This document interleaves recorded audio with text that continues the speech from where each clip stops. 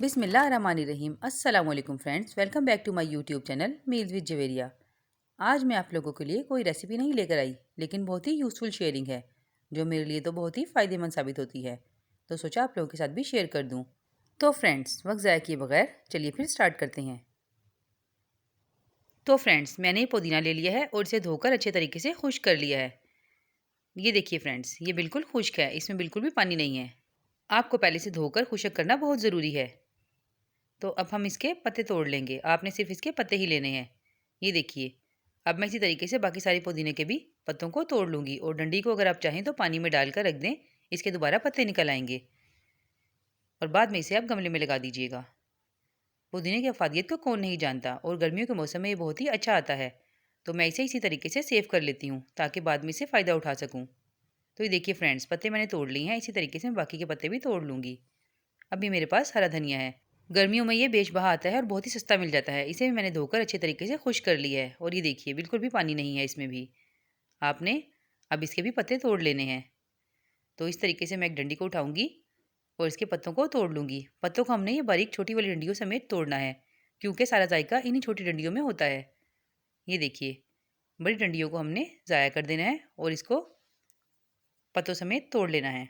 धनिया और पुदीना सेव करने के 2 तरीके हैं। आप चाहें तो इसे जैसे मर्ज़ी तरीके से सेव करें, लेकिन सेव ज़रूर करें।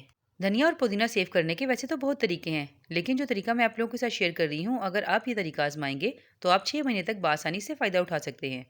तो देखिए फ्रेंड्स, धनिया और पुदीना ये दोनों मैंने तोड़ लिए हैं। धनिया को मैंने बारीक डंडियों समेत तोड़ा है। ये देखिए इस तरीके से, और पुदीने के हमने सिर्फ पत्ते ही लेने हैं। इसकी डंडियाँ यूज़ नहीं करनी क्योंकि वो कड़वी होती हैं। अब हम इसे सुखा लेते हैं। ये मैंने एक ट्रे ले ली है और मैं इसमें तमाम पत्ते अच्छे तरीके से फैला दूँगी और इसे धूप में 1 से 2 दिन के लिए रख दूँगी ताकि ये खुश्क हो जाए। आजकल तो वैसे बहुत तेज़ धूप है, ये एक ही दिन में बहुत अच्छे करारे हो जाएंगे। ये देखिए, बाकी का धनिया मैं इस प्लेट में इस तरीके से बिछा लूँगी और इसे भी सुखा लूँगी। अब हम मिलते हैं 1 दिन के बाद। तो फ्रेंड्स, ये देखिए 1 दिन के बाद ये किस कदर करारे हो गए हैं। आप इसका साउंड चेक कीजिए, हमें ये ऐसे ही चाहिए थे। अब आप चाहें तो इसे स्टेज पर पीस सकते हैं और यूज़ कर सकते हैं, लेकिन मैं इसे पीसूँगी नहीं। मैं इसे जार में डालकर सेव करूँगी और फ्रिज में रख लूँगी। ये 6 माह तक आराम से इस्तेमाल किया जा सकता है। और अगर आप चाहें तो इसमें से थोड़ी सी पत्तियाँ निकाल कर थोड़े पानी में थोड़ी देर के लिए भिगो दीजिए। ये बिल्कुल फ्रेश हो जाएगा, क्योंकि धनिया और पुदीना बहुत ज़्यादा इस्तेमाल होने वाली चीज़ें हैं और कभी ऐसा होता है कि घर पर कोई लाने वाला मौजूद नहीं होता। तो ऐसे टाइम के लिए ही मैं इसे सेव कर लेती हूँ और बवक्त ज़रूरत निकाल कर इस्तेमाल कर लेती हूँ।